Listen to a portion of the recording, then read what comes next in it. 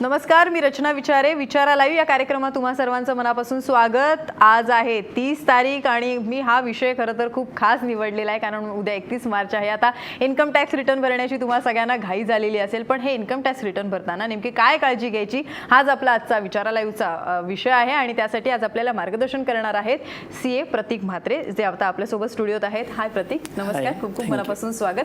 सगळ्यात आधी तुमच्याबद्दल मला प्रेक्षकांना थोडीशी माहिती द्यायची ती म्हणजे प्रतीक म्हात्रे यांनी पोद्दार कॉलेजमधून ग्रॅज्युएशन केलंय. गव्हर्नमेंट लॉ कॉलेजमधून त्यांनी LLB ची पदवी घेतलेली आहे आणि सोबतच वयाच्या 22व्या वर्षी CA ची परीक्षा उत्तीर्ण होऊन त्यांनी आपल्या प्रॅक्टिसची सुरुवात सुद्धा केली आहे.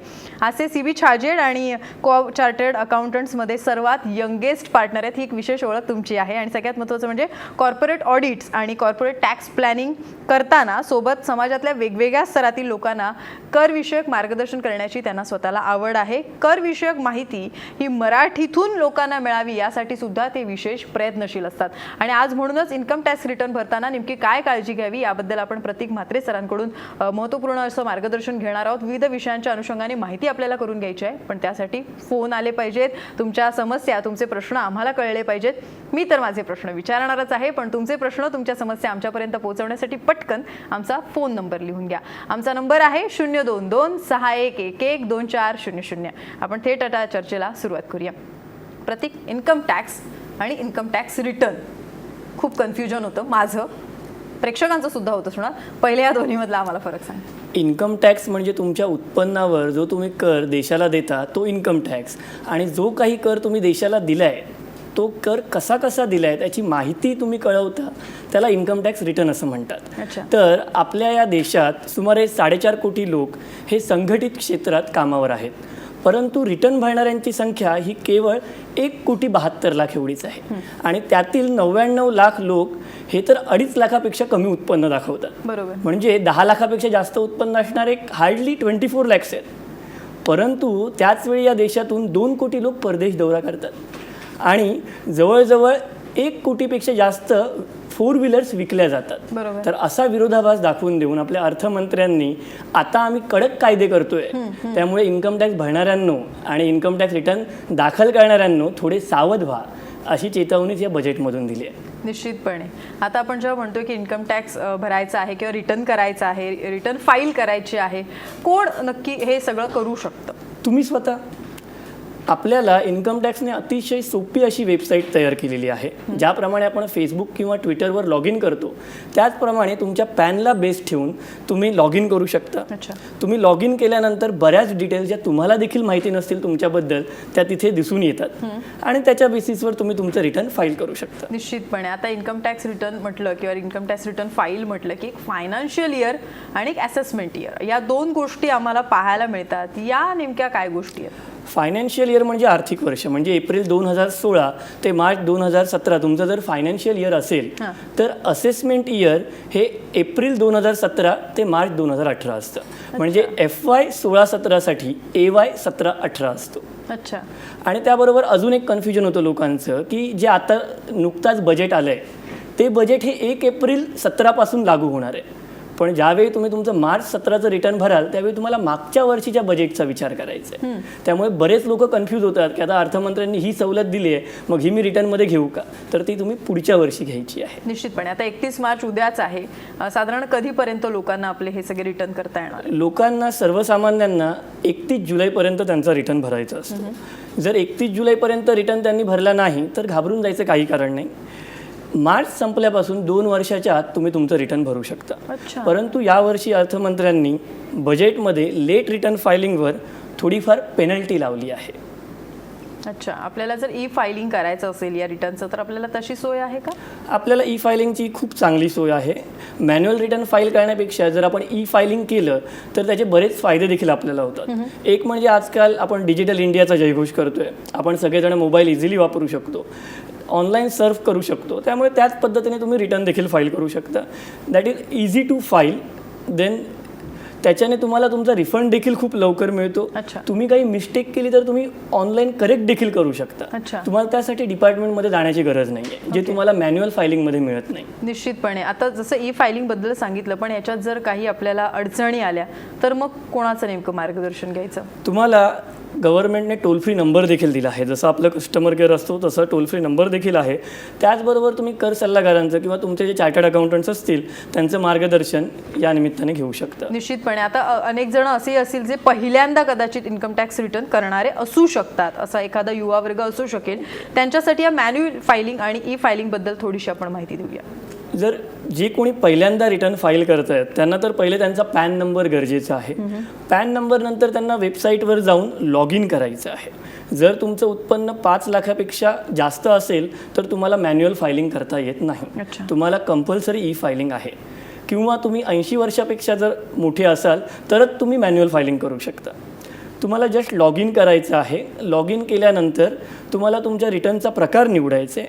तो प्रकार निवडल्यानंतर तुमचं जे काही उत्पन्न असेल ते ऑटोमॅटिक तिथे आलेलं असेल. त्याच्यात जर करेक्शन करायचे असतील तर ते तुम्ही करेक्शन करावे. तुम्हाला जे काही बेनिफिट्स घ्यायचे असतील ते तिथे घ्यावे. हार्डली 2 पानांचा फॉर्म आहे, तुम्ही 5 मिनिटात करू शकता. अरे वा, आपल्याला पहिला फोन आलाय तो आपण पहिला घेऊया. उमेश पाटील बोलतायत पुण्याहून. बोला उमेश, प्रश्न विचारा. हा मॅडम, मी नमस्कार सर. पहिल्यांदा नमस्कार, बोला. माझा प्रश्न असा आहे, मी 2016ला माझं ॲग्रीमेंट झालेलं आहे फ्लॅटचं, आणि त्याचं मी EMI चालू केलेले आहेत. ओके. तर आणि आता मी राहतोय रेंटेड फ्लॅटमध्ये. तर मला इन्कम टॅक्स सूटसाठी कोणता म्हणजे मी देऊ शकतो? मला ॲक्च्युली माझ्या HR डिपार्टमेंट सांगतोय की तुम्ही हे देऊ शकत नाही. फ्लॅटचं जे काही मी EMI भरतोय, पे करतोय, ते मी देऊ शकत नाही. तुम्ही रेंटेडच देऊ शकता, फक्त रेंट ॲग्रीमेंट जे आहे तेच देऊ शकता. अच्छा. पण मला त्याचा जास्त बेनिफिट होत नाही. Okay okay.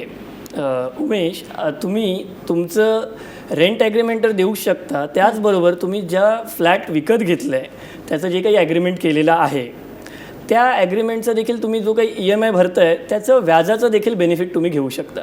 जर तुम्हाला HR डिपार्टमेंट ते बेनिफिट देत नसेल तर तुम्ही तुमच्या इन्कम टॅक्स रिटर्न फाईल करताना ते बेनिफिट निश्चितच घेऊ शकता. अगदी खरं आहे. आपल्याला आणखी एक फोन आलाय तो घेऊया. नाशिकहून शुद्धोधन बोलतायत. बोला शुद्धोधन, प्रश्न विचारा. हॅलो. हॅलो, नमस्कार. हां मॅडम, मी 2 वर्षापासून रिटर्न भरत नाही, तर किती दंड भरावा लागेल? भरत नाही आहात? हां. अच्छा. मध्येच बंद पडलं. सर्वप्रथम शुद्धोधन, उद्या 31 मार्च 2017 आहे, त्यावेळी तुम्ही 31 मार्च 2015चं रिटर्न भरू शकता. त्यानंतर ते भरू शकत नाही. आणि आता जर तुम्हाला टॅक्स भरायचा असेल तर त्याच्यावर व्याजाची आकारणी होईल. परंतु मार्च 17पर्यंत कंपल्सरी दंड नाही आहे, कंपल्सरी पेनल्टी नाही आहे.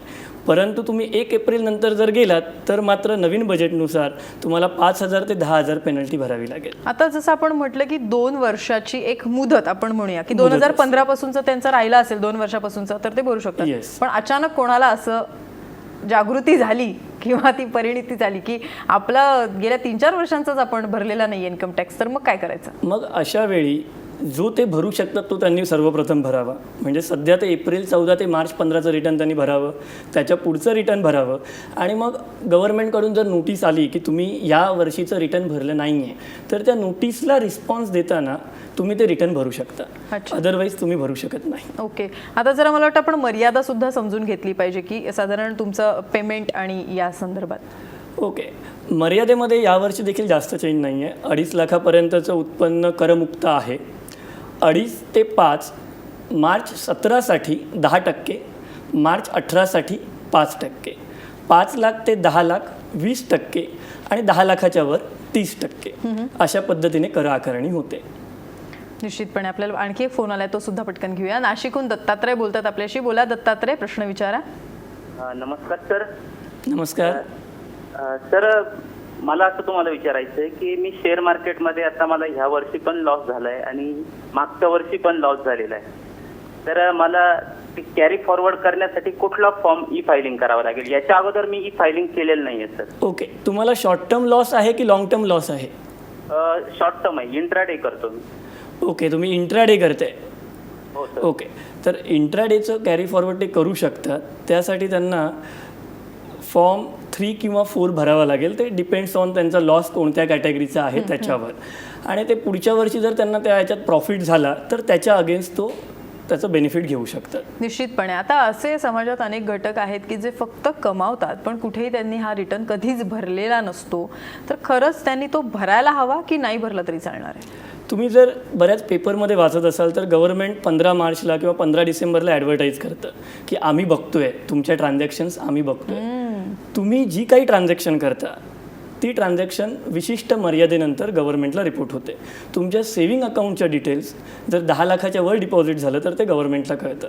तुम्हाला मिळालेली सॅलरी, तुम्हाला मिळालेलं FD इंटरेस्ट, तुम्हाला मिळालेलं एखाद्या विशिष्ट ठिकाणावरून कमिशन किंवा व्याज, हे प्रत्येक पॅनशी संबंधित असलेल्या फॉर्म 26A मध्ये रिफ्लेक्ट होतं. अच्छा. तुम्ही तुमचं लॉग इन केलं की तुमच्यासमोर तुमची कुंडली येते की तुमचं इन्कम किती आहे, त्याच्यावर टॅक्स किती डिडक्ट केलं आहे. बरोबर. त्यामुळे आज तुम्ही गुपित काहीच ठेवू शकत नाही. त्यामुळे अशा सर्वांना माझी विनंती आहे की त्यांनी टॅक्स रिटर्न फाईल करावं. निश्चितपणे. आणखी एक फोन आला तो घेऊया. जालन्याहून देवीदास बोलतात आपल्याशी. बोला देवीदास, प्रश्न विचारा. हॅलो. हॅलो, बोला. हा मॅम, सांगितलं ना की मानून घ्या की मी 3 वर्षापासून रिटर्न करतोय. पहिले फर्स्ट वर्षामध्ये मी 5 लाखाचं इन्कम दाखवलं, ठीक आहे. हां, दुसऱ्या वर्षामध्ये 6 लाखाचं इन्कम दाखवलं आणि तिसऱ्या वर्षामध्ये 7 लाखाचं इन्कम दाखवलं, बरोबर आहे? ओके. बोला देवीदास. हा मॅडम. हां, हरकत नाही, फोन ड्रॉप झाले. आता त्यांचा प्रश्न आपल्याला साधारण कळला असेल की 3 वर्षापासून ते भरतायत 5 लाख, 6 लाख, 7 लाख. मग नेमकं पुढे काय मग? कारण टप्प्याटप्प्याने वाढत गेलाय पुन्हा. टप्प्याटप्प्याने वाढायलाच पाहिजे, कारण ज्या पद्धतीने आपली अर्थव्यवस्था वाढत असते त्या पद्धतीने गव्हर्नमेंटला पण एक्सपेक्ट असतं की तुम्ही तुमचं इन्कम वाढवाल. बरोबर. कारण ज्यावेळी एखादा पर्सन जॉब स्विच करतो किंवा बिझनेस चालू करतो त्यावेळी तो अधिक उत्पन्नाच्या उद्देशाने ते करत असतो. अगदी खरं. कधीच कोण 5 लाखाची नोकरी सोडून 2 लाखाची नोकरी जॉईन करणार नाही. बरोबर. त्यामुळे ते जे म्हणतायत की 5 लाख, 6 लाख, 7 लाख असं एक्सपेक्टेशन टॅक्स ऑथॉरिटींना पण असेल की नेक्स्ट वर्षी 8 लाखापर्यंत ते गेलेलं असेल. बरोबर. आता मगाशी जो आपण मुद्दा इथे उपस्थित केला होता तो म्हणजे सरकारचं अनेक व्यवहारांवर लक्ष असतं असं जे म्हटलं जातं, हे खरं आहे का? कारण अशा जाहिराती आम्ही खूप बघतो. नाही, हे निश्चितपणे खरं आहे.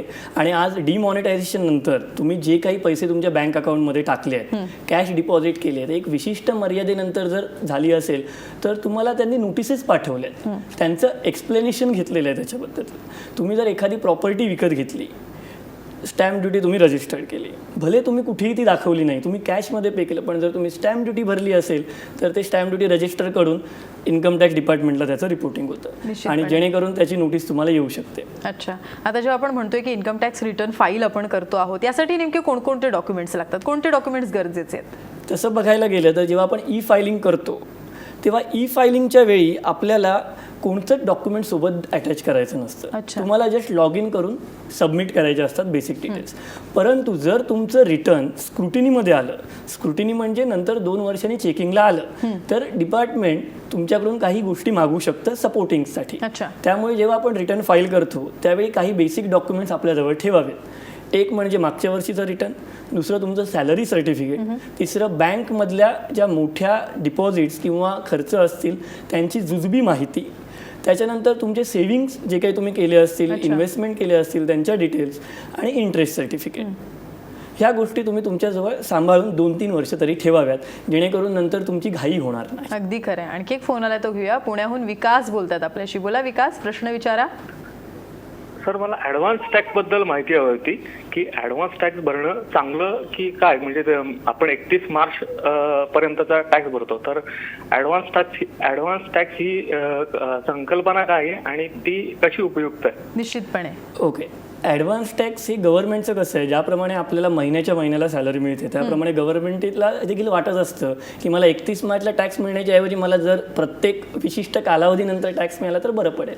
तर मागच्या वर्षीपासून त्यांनी एक अमेंडमेंट केली की एव्हरी क्वार्टरनंतर म्हणजे 15 जून, 15 सप्टेंबर, 15 डिसेंबर आणि 15 मार्च तुम्हाला विशिष्ट टॅक्स भरायचं आहे. जर तुमचं टॅक्स 100 रुपये असेल तर 15 जूनपर्यंत तुम्ही 15 रुपये भरा, 15 सप्टेंबरपर्यंत 45 भरा, 15 डिसेंबरपर्यंत 75 आणि 15 मार्चला 100 भरून टाका. दर 3 महिन्यांनी. दर 3 महिन्यांनी. पण तुम्हाला ते जूनमध्येच प्रेडिक्ट करायचं आहे की माझा टॅक्स किती असू शकतो. अच्छा. सो तुमच्या प्रेडिक्शनवर तुम्हाला ॲडव्हान्स टॅक्स भरायचा आहे. हे कसं करणार आम्ही प्रेडिक्शन? तुमचं मागच्या वर्षीचं इन्कम आणि या वर्षी तुमचं असलेलं सॅलरीचं पॅकेज, किंवा जर तुम्ही बिझनेसमॅन असाल तर मार्केटमधली ग्रोथ प्रेडिक्ट करून तुम्ही ठरवू शकता की माझ्या पुढच्या वर्षीचं उत्पन्न एवढं असेल. कधी कधी तुम्ही जास्तही भरू शकता. जास्त भरलात तर तुम्ही रिफंड क्लेम करा, कमी भरलात तर ॲडिशनल टॅक्स भरून टाका. निश्चितपणे. आणखीन एक फोन आलाय तो घेऊया. कल्याणहून तुकाराम बोलतायत. बोला तुकाराम, प्रश्न विचारा. तर ते आम्हाला आता इन्कम टॅक्स लागत नाही, रिटर्न फाईल भरणं योग्य आहे काय? अच्छा. ओके. रिटर्न कंपल्सरी हे नाही return आहे. file ज्यांचं आम्हाला- टॅक्सेबल इन्कम 2.5 लाखापेक्षा कमी आहे त्यांच्यासाठी गरज नाही आहे. पण रिटर्न भरण्याचे विविध फायदे देखील आहेत. एक म्हणजे तुमच्याकडे तुमच्या इन्कमचं प्रूफ राहतं. तुम्ही जर एखादा टर्म इन्शुरन्स घेणार असाल तर त्याला ते लागतं, किंवा तुम्ही बाहेर जात असाल आउट ऑफ इंडिया तर बऱ्याच कंट्रीज विजा ॲप्लिकेशनच्या वेळी तुमचं इन्कम प्रूफ मागतात, किंवा तुम्हाला लोन काढायचं असेल त्यावेळी इन्कम प्रूफची गरज लागते. तर अशासाठी जरी तुमचं टॅक्सेबल इन्कम नसेल तरीही तुम्ही टॅक्स रिटर्न भरणं गरजेचं आहे. आता आणखीन एक प्रश्न असा की अनेक लोक असेही भेटतात की आता जसं आपण म्हटलं की 5 लाखाची मर्यादा आहे किंवा 10 लाखाची मर्यादा आहे. काहींचं उत्पन्न इतकं कट्टुकट असतं की 5 लाख आणि वर काही हजार, मग त्यांच्यासाठी कोणते नियम बदलतात का? नाही, नियम हे सगळ्यांसाठी सारखे आहेत. भारतीय संविधानाने आपल्याला सगळ्यांना सेम हक्क आणि सेम जे काही दिलेलं आहे त्याच्यानुसार इन्कम टॅक्सचे रूल्स देखील सगळ्यांना सारखे आहेत.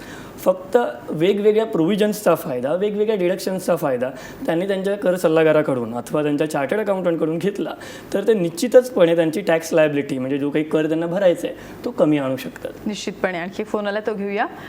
बघूया कोण बोलतंय. देवीदास बोलतात आपल्याशी. बोला देवीदास, प्रश्न विचारा.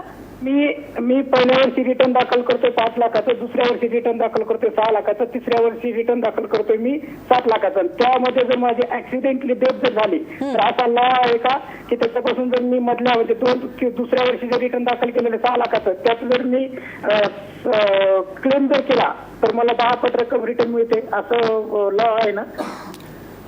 नाही, हे सगळे गैरसमज आहेत. तुम्ही जे गव्हर्नमेंटला रिटर्न दाखल करताय त्याचे अनलेस तुमची कुठली इन्शुरन्स पॉलिसी असेल तरच तुमचे ॲक्सिडेंटल डेथनंतर तुम्हाला बेनिफिट मिळेल. गव्हर्नमेंट कोणालाही डेथ बेनिफिट देत नाही ऑन द बेसिस ऑफ तुमचं इन्कम टॅक्स रिटर्न. अच्छा. तर हे सगळे गैरसमज आहेत जे बरेच लोकांमध्ये प्रचलित आहेत. आता जसं त्यांचा एखादा गैरसमज आता आपण दूर केला, काय अजून आहेत लोकांचे इन्कम टॅक्स बद्दलचे गैरसमज? लोकांचे गैरसमज म्हणजे इन्कम टॅक्स नोटीस आली म्हणजे तुमच्यावर रेड होणारच आहे. अरे बापरे. बऱ्याच लोकांना वाटतं, पण डिपार्टमेंटचे देखील लिमिट्स आहेत. त्यांना जर त्यांचे 60 एम्प्लॉई एखाद्या ठिकाणी पाठवायचे असतील तर गव्हर्नमेंटला देखील 100 कोटी किंवा 50 कोटीचं रेव्हेन्यू मिळत असेल तर तेवढे रिसोर्सेस डिप्लॉय करतात. अगदी खरं. त्यामुळे डिपार्टमेंटकडून नोटीस आली तर ती नोटीस वाचा, तुमच्या सल्लागाराकडे जा, अथवा तुम्ही तुमच्या अकाउंटला लॉग इन करा. तिथे इतकं सोपं आहे की ऑप्शन्स देखील दिलेले असतात. तुम्हाला टाईप देखील करायचं नाही आहे. तुम्हाला फक्त 4 पैकी एक ऑप्शन सिलेक्ट करायचं आहे आणि सबमिट करायचं. अच्छा. जर त्यांना अधिक माहिती हवी असेल ती देखील पॅनिक न होता द्या. आणि जर बोलवलं असेल तर निश्चितपणे डिपार्टमेंटला जा. डिपार्टमेंट काही एकदम कैदखाना नाही आहे की तुम्ही त्याला अवॉइड करायलाच पाहिजे. तर असे विविध गैरसमज आहेत, पण त्यांचा तुम्ही सांगोपांग विचार करून ते दूर करू शकता. अगदी खरं. आणखी एक फोन आला तो घेऊया. लातूरहून उद्धव बोलतात आपल्याशी. बोला उद्धव, प्रश्न विचारा. हा, नमस्कार मॅडम. नमस्कार, बोला. इन्कम टॅक्स रिटर्न भरल्यानंतर मॅडम कोणते कोणते कागदपत्र आपल्याला जपून ठेवायला पाहिजे? ओके. आणि ते पाहण्यासाठी नवीन कोणतं ऍप्लिकेशन आले का? अच्छा. ओके. ॲप्लिकेशन तर सध्या नाही आहे, पण ते इन्कम टॅक्स इंडिया e-filing.gov.in वर लॉग इन करू शकतात. त्याच्यामध्ये त्यांना सर्व कागदपत्रांची माहिती मिळेल. आणि मी जसं अगोदर सांगितलं त्यानुसार त्यांनी सॅलरी सर्टिफिकेट, त्यांच्या सेव्हिंगच्या डिटेल, इन्व्हेस्टमेंटच्या डिटेल आणि बँकमधले मेजर ट्रान्झॅक्शन जे मोठे मोठे आहेत त्यांच्या डिटेल्स स्वतःजवळ ठेवाव्या. निश्चितपणे आपल्याला याच विषयावर अशी चर्चा पुढे सुरू ठेवायची आहे, पण त्याआधी घेऊया एक छोटासा ब्रेक.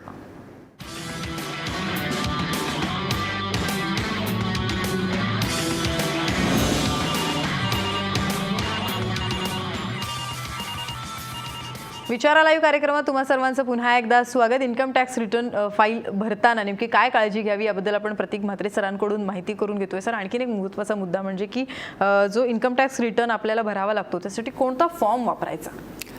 जर तुम्ही सर्वसामान्य माणसांसाठी सांगायचं झालं तर जे सॅलराईड पर्सन आहेत त्यांना फॉर्म 1 त्यामध्ये ते भरू शकतात. फॉर्म 1 मध्ये सॅलरी इन्कम, तुमचं जर लोन इन्स्टॉलमेंट असेल हाऊस प्रॉपर्टी तर ते, आणि अदर सोर्सेसचं इन्कम इंटरेस्ट वगैरे असेल तर ते जाऊ शकतं. फॉर्म 1चं नावच आहे सहज.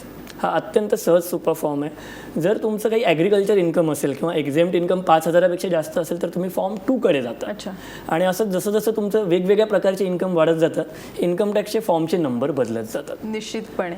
आता त्याच्यातच फॉर्म नंबर 16 सुद्धा येतो. जर समजा तोही नसेल तर मग कसं करायचं? फॉर्म नंबर 16 हा इन्कम टॅक्सचा फॉर्म नसून हा तुम्हाला मिळालेल्या TDS बेनिफिटबद्दल सांगणारा फॉर्म आहे. ज्यावेळी तुमचा एम्प्लॉयर तुमचा TDS कापतो त्यावेळी तो तुम्हाला फॉर्म 16 इश्यू करतो. तर बऱ्याच वेळा कसं होतं, लोक मध्येच सोडून जातात किंवा काय होतं, त्यामुळे फॉर्म 16 घ्यायचा राहून जातो. अशा वेळी काळजी करायची गरज नाही. इन्कम टॅक्स साईटला लॉग इन करून ते त्यांच्या प्रोफाईलमध्ये जाऊन त्यांचं व्ह्यू 26AS फॉर्म म्हणून ऑप्शन येतो. तो 26AS त्याने जर व्ह्यू केला त्याच्यामध्ये फॉर्म 16 जो तुमच्याकडे नाही आहे फिजिकल त्याची डिटेल त्याच्यामध्ये त्यांना आढळेल. मग ते तिथून त्याची प्रिंट घेऊ शकतात जे व्हॅलिड प्रूफ म्हणून गणलं जातं. ओके. आणखी एक फोन आला तो घेऊया. बदलापूरहून भिकाजी बोलतायत. बोला भिकाजी, प्रश्न विचारा. हा, मी रिटायर माणूस आहे मॅडम. हां बोला. रिटायर माणूस आहे. हां सर बोला. मला 2 वर्षात ऑफिसमधून काहीच मिळालं नाही हां. आणि 2 वर्षानंतर मला पेन्शनचा एरियाच मिळाला अच्छा. 4,83,000. तर त्याच्यावरती इन्कम टॅक्स बसतो का? अच्छा. आणि इन्कम टॅक्स बसला तर रिटर्न भरावं लागेल का? ओके. तुम्हाला जो 4,83,000 त्यांना मिळाला ते म्हणतात की 2 वर्षाचा मिळालेला आहे, त्यामुळे तो ह्या वर्षी टॅक्सेबल होणार नाही. ज्यावेळी ते ह्या वर्षाचं रिटर्न फाईल करतील त्यावेळी तिथे एक सेक्शन आहे, सेक्शन 89 रिलीफ म्हणून, त्यामध्ये त्यांना ती रिलीफ मिळेल की कारण ते 2 वर्षाचं इन्कम त्यांना आत्ता मिळाले. बरोबर. त्यामुळे अननेसेसरी त्यांना जास्त टॅक्स भरावा लागणार नाही, पण त्यांना रिटर्न मात्र भरावंच लागेल. पण आता जसं सांगितलं की ते रिटायर्ड आहेत, पण काही पेन्शनधारी पण लोक आहेत की ज्यांची पेन्शन सुरू असते, तर त्या पेन्शन असणाऱ्या लोकांना सुद्धा इन्कम टॅक्स रिटर्न करावा लागतो. बऱ्याच वेळा पेन्शनवर देखील TDS कापला जातो. अच्छा. पेन्शनर्सना जी काही पेन्शन फंड मिळालेला असतो तो त्यांचा FDजमध्ये इन्व्हेस्टेड असतो, फिक्स्ड डिपॉझिटमध्ये असतो, त्यावेळी मिळणाऱ्या इंटरेस्टवर देखील TDS कापला जातो. त्यामुळे जरी पेन्शन 2.5 लाखापेक्षा कमी असेल, इंटरेस्ट कमी असेल, पण जो कापला गेलेला TDS त्यांना परत हवा असेल, त्यांना त्याचं रिफंड हवं असेल, तर मात्र त्यांनी टॅक्स रिटर्न भरावं. निश्चितपणे. मुंबईहून रेणुका बोलतायत आता आपल्याशी. बोला रेणुका, प्रश्न विचारा. हॅलो. हॅलो बोला. हा हॅलो मॅम. हॅलो. मला विचारायचं होतं. हॅलो. हा बोला रेणुका, तुमचा आवाज येतोय, बोला. हा, मला विचारायचं होतं की मी 3 ते 4 वर्ष झालेले आहे रिटर्न भरलेला आहे, म्हणजे कमी भरलेला आहे, म्हणजे माझी इन्कमच कमी आहे. ओके. एक मागच्या वर्षी 1,000 भरले, यावेळेस 1,500 भरलेलं आहे. असं 4 वर्ष भरलेले आहे मी. 500, 1,000 आणि आता 1,500 असं झालेलं आहे. तर मला घर घ्यायचं असेल तर मला कितीपर्यंत लोन मिळू शकेल या इन्कम टॅक्सच्या फाईलवर? अच्छा. ओके. ज्यावेळी एखादा व्यक्ती गृहकर्जासाठी अप्लाय करतो त्यावेळी त्याचं मागच्या वर्षीच्या इन्कमसोबत यावर्षी जे इन्कम आहे ते देखील गृहीत धरलं जातं. प्रत्येक बँकेचे वेगवेगळे क्रायटेरियाज असतात. तुम्हाला मंथली मिळणाऱ्या सॅलरीनुसार तुम्हाला तुमचं गृहकर्ज सँक्शन होत असतं, परंतु त्याच वेळी जर तुमचे मागचे रिटर्न्स भरलेले नसतील तर तो प्रॉब्लेम ठरू शकतो. त्यामुळे त्यांनी जे काही रिटर्न्स भरलेत त्याच्या बेसिसवर तर त्यांना मिळेलच, पण त्याचसोबत त्यांचं यावर्षीचं ॲक्च्युअल उत्पन्न किती आहे ते जास्त गृहीत धरलं. सॅलरी सुद्धा तितकीच महत्त्वाची. अगदी खरंय. कोपरगावहून आता विजय बोलतात आपल्याशी. बोला विजय, प्रश्न विचारा. हॅलो विजय, तुम्हाला माझा आवाज ऐकू येतोय? हो येतोय. बोला. हो, मला ते ऍडव्हान्स टॅक्स आपण भरतो ना त्याच्यानंतर 24Q भरावा लागतो, तो ऑनलाईन भरता येतो का नाही विचारायचंय. अच्छा. ॲडव्हान्स टॅक्ससाठी 24Q भरावा लागत नाही. ॲडव्हान्स टॅक्स त्यांना फक्त नॉर्मल चलाननुसार भरावं लागतं, चलान नंबर 280मध्ये. 24Q हे ते म्हणतात ते TDS रिटर्नचा हा फॉर्म आहे, तो ते ऑनलाईन भरू शकतात. जे लोकांचं त्यांनी TDS कापलं असेल आणि गव्हर्नमेंटकडे डिपॉझिट केलं असेल त्याचं त्यांना एव्हरी क्वार्टरनंतर 24Q भरावा लागतो, ते निश्चितपणे ऑनलाईन भरू शकतात. अगदी खरं. आणखी एक फोन आहे तो घेऊया. मुंबईहून खंडेश्वर बोलतात. बोला खंडेश्वर, प्रश्न विचारा. हॅलो मॅडम, मला तर असं काही सर्व्हिस नाही शेती, तर मला घरासाठी कर्ज काढायचं, तर रिटर्न फाईल केल्याशिवाय कर्ज मिळत नाही, तर त्यासाठी काय करावं? अच्छा. पुन्हा एकदा तोच प्रश्न, रिटर्न फाईल केल्याशिवाय कर्ज मिळत नाही, कारण बँका आजकाल मागच्या 2 वर्षाचं कमीत कमी रिटर्न मागतात. तर त्यांनी वेळ न दवडता 2015चं रिटर्न फाईल करावं, 2016चं रिटर्न फाईल करावं. 17 तर आता संपतंय, त्यामुळे 17चं ते फाईल करू शकतात. 3 वर्षाचं रिटर्न एकदा फाईल केलं की त्यांची लोन प्रोसेसिंग थोडी पुढे जाईल, परंतु पुन्हा एकदा त्यांना लोन हे त्यांच्या या वर्षीच्या उत्पन्नानुसारच मिळेल. आता इन्कम टॅक्स रिटर्न करायचं असेल तर नेमकं काय करायला पाहिजे, काय काळजी घ्यायला पाहिजे, कोणी इन्कम टॅक्स रिटर्न भरला पाहिजे हे तर आपण सांगितलं, पण हा कर वाचवायचा आता आम्हाला, तर कर वाचवण्यासाठी काय सोप्या टिप्स आहेत? कर वाचवण्यासाठी तुम्ही तुमचं इन्कम वर्षाच्या पहिल्याच दिवशी प्रेडिक्ट करा. ते प्रेडिक्ट करताना तुमचा बोनस देखील गृहीत धरा. तुमचं जे काही मेडिकलची बिलं आहेत ती सांभाळून ठेवा. जर तुम्ही सॅलरीड असाल तर तुम्हाला मेडिकल अलाउन्सचं डिडक्शन मिळू शकतं. जी काही तुम्ही गुंतवणूक करताय ते गुंतवणूक कर सवलतीसाठी पात्र आहे का हे तपासून घ्या. जर तसं असेल तर ती गुंतवणूक करा. आणि केवळ कर सवलत मिळते म्हणून गुंतवणूक करू नका. बरोबर. त्याचबरोबर तुम्ही जर स्वयंसेवी संस्थांना काही देणगी देत असाल तर तिथे त्यांना ATGची डिडक्शन मिळते का ते बघून घ्या. आणि या सगळ्यासोबतच योग्य सल्ला आणि योग्य नियोजन हाच कर बचतीचा मूलमंत्र आहे. निश्चितपणे. आणि तोच सल्ला आणि तेच योग्य मार्गदर्शन आज तुम्ही आम्हाला केलं, कारण उद्या 31 मार्च आणि त्याच्या आधीच मला वाटतं लोकांच्या अनेक प्रश्नांची आणि माझ्या प्रश्नांची उत्तरं तुम्ही एवढ्या छान पद्धतीने दिली, त्याबद्दल खरंच थँक्स. प्रतीक, आपण मला वाटतं 31 मार्च नंतर पुन्हा भेटलं पाहिजे, लोकांना काही अडचणी आल्या हे पाहण्यासाठी. सध्या इथे आला त्याबद्दल खरंच धन्यवाद. आपल्याला मात्र विचार लाईव्हमध्ये पुन्हा लवकरच भेटायचं आहे नव्या पाहुण्यांसोबत, नव्या विषयासोबत. पण सध्या मात्र इथेच थांबूया. नमस्कार.